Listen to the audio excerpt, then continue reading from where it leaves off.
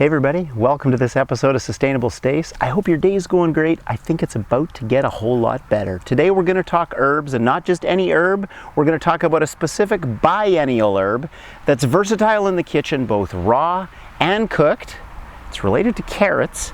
It comes in a flat-leafed and a curly variety. Yes, today we're talking about parsley. I'm Stacey Taves. For me, healthy food and sustainability are totally connected. You can grow it yourself. Nature is generous. Getting all this parsley going was really easy because parsley is a very simple herb to grow.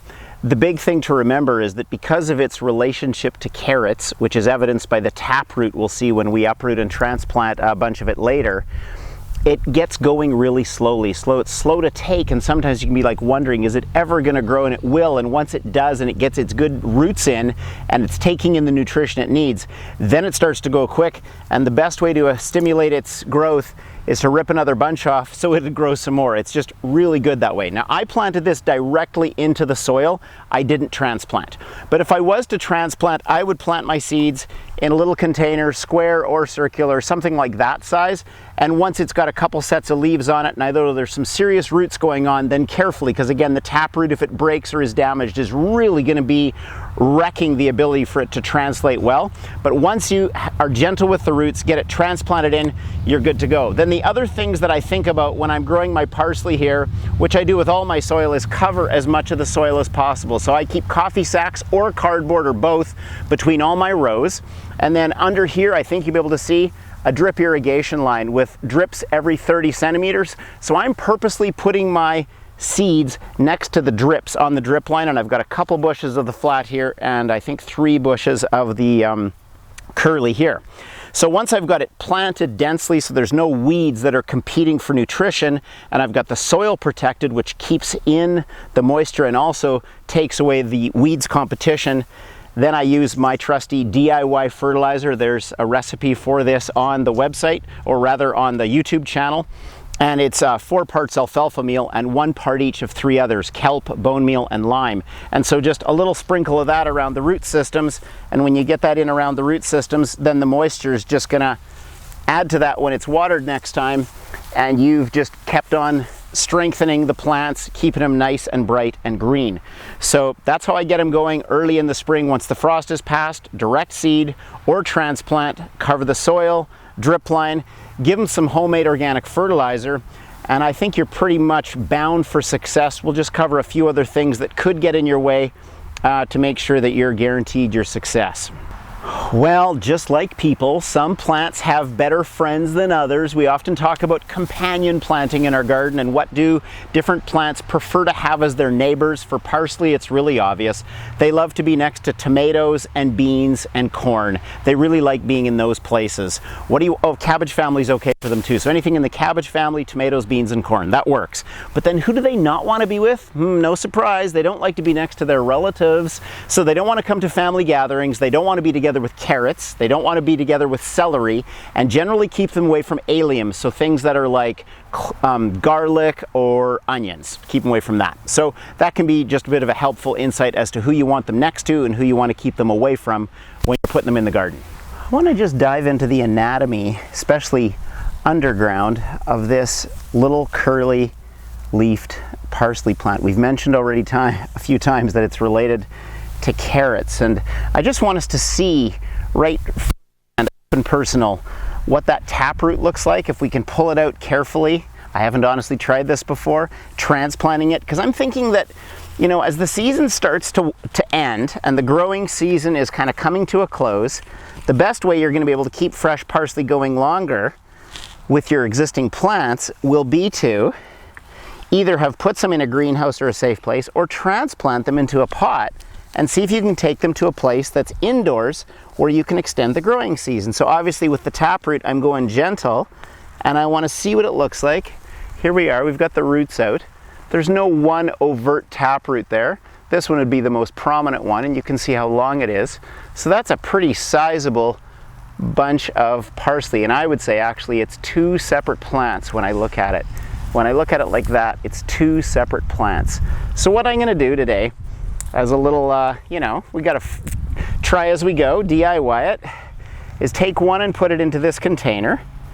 And the key, obviously, with anything that has roots, and I do have a couple seasons experience of being a tree planter, replanting the forests of British Columbia, here where I live on the west coast of Canada.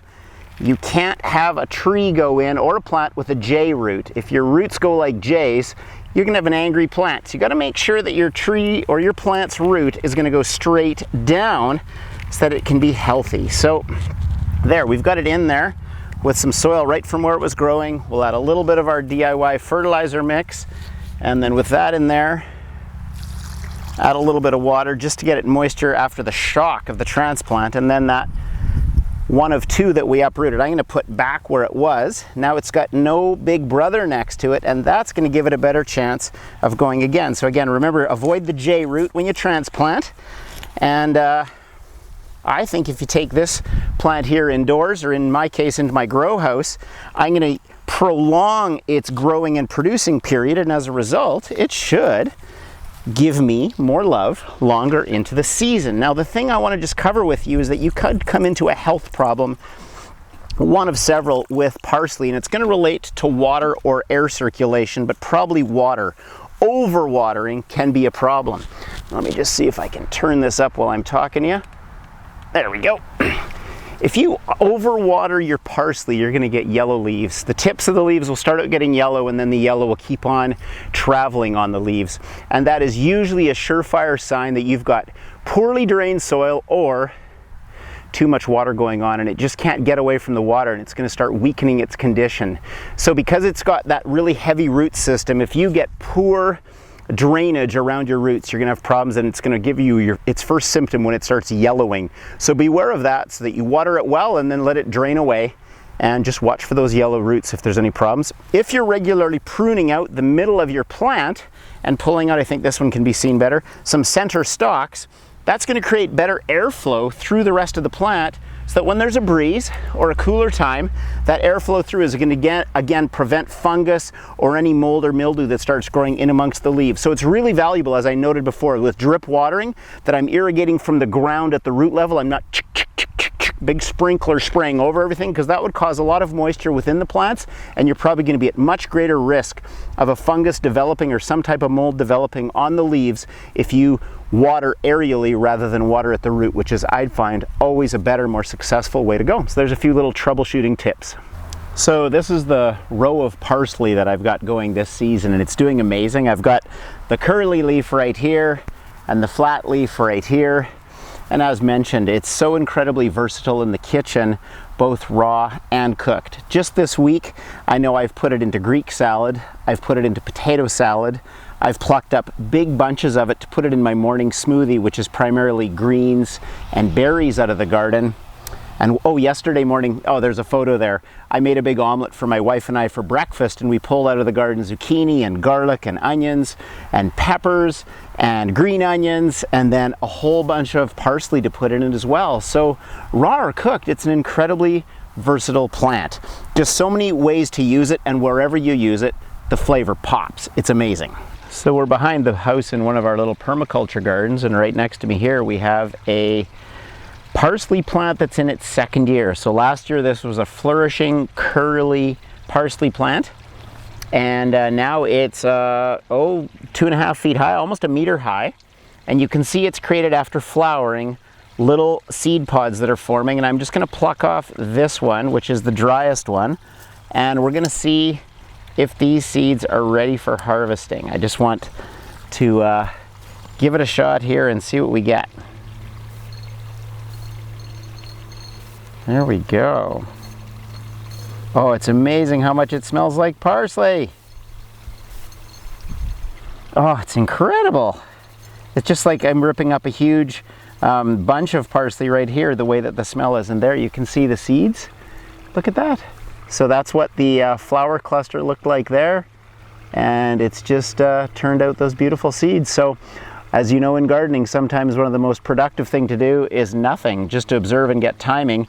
This parsley plant right here is going to go to seed, and it's going to have a host of volunteer parsley plants right at its feet coming next spring, which I'll be able to dig up and move around different places in the property. And as you probably know, volunteer plants are often the most vigorous. No big surprise, people like flavorful, yummy organic food, and so what I've discovered with my Sustainable Stace channel is that after berries like thornless blackberries, blueberries, raspberries, and strawberries videos, a lot of attention gets put onto herbs, because with a little bit of herb, you can create a lot of wonderful flavor in the kitchen. And so on top of this parsley video, we've got a whole bunch of other videos that relate specifically to propagating and growing your own organic herbs. There's thyme, sage, rosemary, oregano, and chives. So check those out. They're really great resources, and I hope they continue to help people get more hopeful, helpful, healthy tips for great healthy living. Thanks, guys. And hey everybody, if you've been watching this on YouTube, thank you. Please hit that notifications bell. I'd love it if you subscribe to my channel. I promise to keep on giving you more great resources. Till next time.